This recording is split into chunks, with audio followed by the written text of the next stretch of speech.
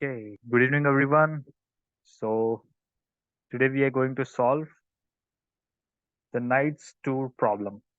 Okay, so it is hard category problem. तो यार दिक्कत ये हुआ कि मैं जब ये प्रॉब्लम सॉल्व कर रहा था तो मुझे कोई ढंग का YouTube ट्यूटोरियल मिला नहीं, जिसकी वजह से मुझे पूरा ये GFG का ट्यूटोरियल पढ़ना पड़ा। तो और किसी के साथ ऐसा ना हो, इसीलिए मैं ये वीडियो बना रहा हूँ एक ढंग के एक्सप्लेनेशन के साथ। तो चलो सॉल्व करते हैं। तो हमें क्या दिया हुआ है, एक n क्रॉस n बोर्ड दिया हुआ है। लेट्स से 8 क्रॉस 8 ऐसे इस एग्जाम्पल में है। और एक नाइट है, मतलब घोड़ा, जिसको हमने पहले ब्लॉक पे प्लेस कर रखा है, वेरी फर्स्ट ब्लॉक, ये 0। और बाकी सारे जो सेल्स हैं इसके आजू बाजू वाले, वो सारे 0 या -1 से इनिशियलाइज्ड है, मतलब अनविजिटेड है। तो हमें इस तरह उस घोड़े को मूव करना है कि वो सारे सेल्स को विजिट करे उस चेस बोर्ड के। समझे क्वेश्चन? समझे कि नहीं? क्वेश्चन समझना इंपॉर्टेंट है। सपोज यहाँ पर है हमारा घोड़ा इनिशियली, और बाकी सब -1 से इनिशियलाइज्ड हैं। और हमें ऐसी चाल चलनी है उस घोड़े के साथ कि सारे सेल्स ऑक्यूपाई हो जाए। ठीक है, तो एक सेकंड जैम बोर्ड खोल लो।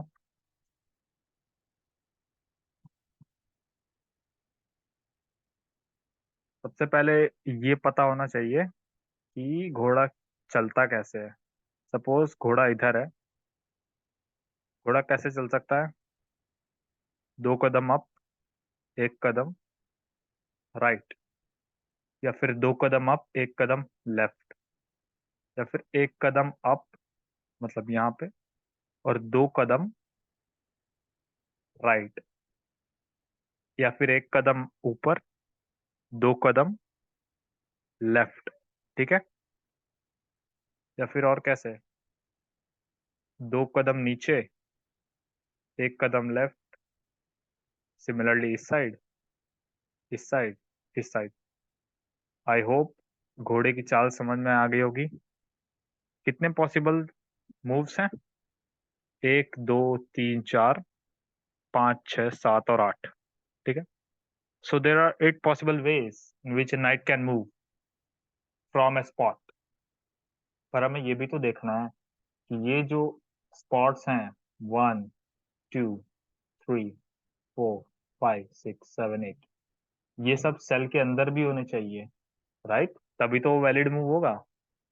तो इस चीज का भी ध्यान रखना है।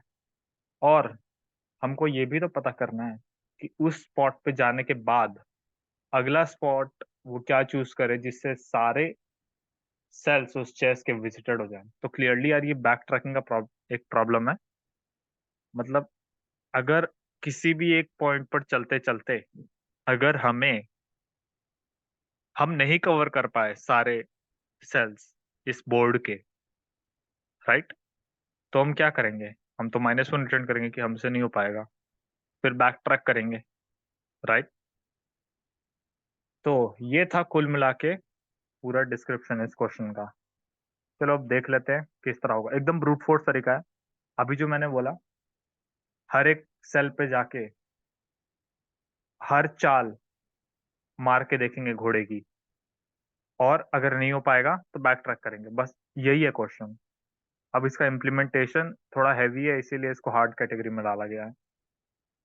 टेंशन मतलब, तुम्हारा भाई सब समझाएगा। सबसे पहले तो सेफ फंक्शन। ठीक है, अगर एक्स एन क्या है, सपोज 8 क्रॉस 8 बोर्ड है। ठीक,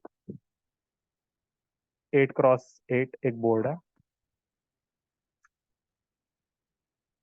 तो अगर मेरा एक्स, मतलब एक्स समझ लो कोऑर्डिनेट, आई और जे समझ सकते हो, मैंने एक्स और वाई लिया है। एक्स अगर लेस देन एन है और वाई लेस देन एन है, मतलब ये खाली चेक कर रहा है वैलिड है कि नहीं पोजीशन। हमारा एक्स और वाई भी ग्रेटर देन 0 है, और वो अनविजिटेड है वो पॉइंट। ये सॉल जो है, ये चेस बोर्ड है तुम्हारा। ठीक है, तो वो पॉइंट जो है जहां पर तुम खड़े हो वो अनविजिटेड है। तो फिर क्या करो? 1 1 मतलब हाँ सेफ है, उधर चल चली जा सकती है। ठीक है, नहीं तो रिटर्न 0। अब ये तो प्रिंट फंक्शन है यार, कोई भी एक ग्रिड को प्रिंट कैसे करोगे? दो फॉर लूप लगा के सी आउट लिख दोगे।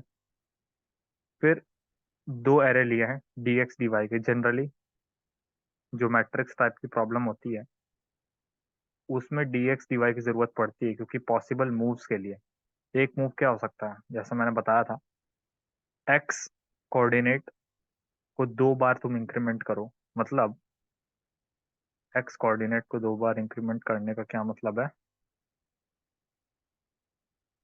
इस तरह से दो बार इंक्रीमेंट किया और वाई को एक बार इंक्रीमेंट करो। एक ये पॉसिबल चाल हो सकती है। फिर क्या है, एक्स को एक बार इंक्रीमेंट करो, वाई को दो बार करो। एक्स को एक बार किया, वाई को दो बार किया। समझे? या फिर क्या हो सकता है, वैसे एक वैलिड मूव नहीं है, ऐसे चलता है, पर यार समझ जाओ।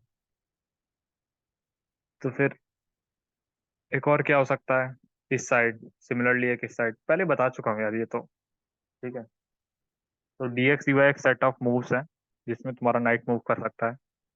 और अगर ये एक रिकर्सिव फंक्शन है जिसमें रिकर्शन और बैक ट्रैकिंग दोनों लग रहा है। अब कैसे लग रहा है मैं बता। अगर तुम एन क्रॉस एन पे पहुंच गए, बोर्ड के अंत में पहुंच गए हो, तो वन रिटर्न कर दो, मतलब हो चुका है ना सब काम। नहीं तो एक के ले लो, नेक्स्ट मूव मतलब नेक्स्ट तुम्हारा एक्स कहाँ होगा और नेक्स्ट वाई कहाँ होगा, दो दो वेरिएबल ले लो। फॉर लूप लगाओ, कितनी बार लगाओगे? एट पॉसिबल वेज है राइट तुम्हारे पास, जिसमें तुम्हारा नाइट मूव कर सकता है। तो तुम इसलिए 0 to 8 लगाओगे, मतलब 8 टाइम्स तुम्हारा ये लूप चलेगा। और हर एक आइटरेशन पर तुम नया एक्स और नए वाई की वैल्यू निकालोगे, कहाँ से? इधर से। ठीक है, फिर चेक करोगे क्या वो सेफ है। नया जो एक्स और वाई जो मैंने उठाया है वो सेफ भी तो होना चाहिए, आउट ऑफ बाउंड नहीं होना चाहिए, या फिर अंडर बाउंड नहीं होना चाहिए। समझ रहे हो? अगर सेफ है तो उसमें मूव चल दो, और फिर क्या करो, रिकर्सिव फंक्शन कॉल मारो मूव +1 पे और नेक्स्ट एक्स नेक्स्ट वाई पे। समझे? और अगर वो मूव मार के तुम्हें 1 मिल रहा है, इसका क्या मतलब है, ये एक रिकर्सिव फंक्शन है राइट, ये कॉल करता जाएगा जब तक तुम्हारी ये कंडीशन मीट नहीं हो जाती। ठीक है, अब मतलब तुमने सारे पॉसिबल स्टेट्स कवर कर लिए। If solve of next x next y और मूव +1, मतलब ये रिकर्सिवली कॉल करता जाएगा अपने आप को जब तक सारे सेल्स फिल नहीं हो जाते। और जैसे ही सारे सेल्स फिल हो गए, ये रिटर्न 1 कर देगा, मतलब हाँ, तुम्हें एक पॉसिबल सॉल्यूशन मिल चुका है। ठीक है, अगर ऐसा नहीं होता है तो तुम क्या करोगे, जो तुम अभी मूव चल रहे हो उससे आंसर नहीं निकलने वाला है, तो तुम बैक ट्रैक करोगे। इसका मतलब क्या करोगे, वापस -1 पुट कर दोगे। जैसे जैसे आए हो वैसे वैसे -1 पुट करते जाओगे, क्योंकि जैसे तुम जा रहे हो आगे कुछ है ही नहीं, डेड है। ठीक है, अब ये हो गया यार, इतना ही था मेन फंक्शन में। सॉल्यूशन मतलब चेस बोर्ड क्रिएट किया, -1 से इनिशियलाइज कर दिया, 0,0 पे क्या कहते हैं, 0 पुट कर दिया। ठीक है, वैसे अगर तुम देखोगे तो 0 to 63 है, मतलब मूव्स जो लिखने हैं ना वो 0 से लेकर 63 हैं। तो इसीलिए 0 to मीन्स 8 क्रॉस 8 में कितने मूव्स होते हैं, 64 हो सकते हैं। तो 1 to 64 ना लेके मैंने 0 to 63 लिया है, तुम समझ रहे होगे। ठीक है, तो 0,0 पे इनिशियली 0 इनिशियलाइज किया, और फिर 1 के लिए कॉल कर दिया सॉल्व फंक्शन, और फिर प्रिंट कर दिया। अब तुमने दिखाया था वो रन करके, इतना डिफिकल्ट भी नहीं था, बट समझ में काश तुम्हें आया हो। ठीक है, ओके। टाइम कॉम्प्लेक्सिटी इसकी तुम समझ ही सकते हो, हर पॉइंट पे तुम्हें एन स्क्वायर लग रहा है, और कितनी बार लग रहा है, 8 टाइम्स। तो इसकी एक्सप्लेनेशन ये एनपी हार्ड प्रॉब्लम है, नॉन पॉलिनोमियल टाइम। समझ रहे हो? तो टाइम कॉम्प्लेक्सिटी इसकी है 8 to the power n square. और क्योंकि तुम मैट्रिक्स यूज कर रहे हो तो स्पेस कॉम्प्लेक्सिटी एन स्क्वायर होनी चाहिए। चेक कर लेते हैं। यस। ठीक है। चलो अगले वीडियो में मिलते हैं।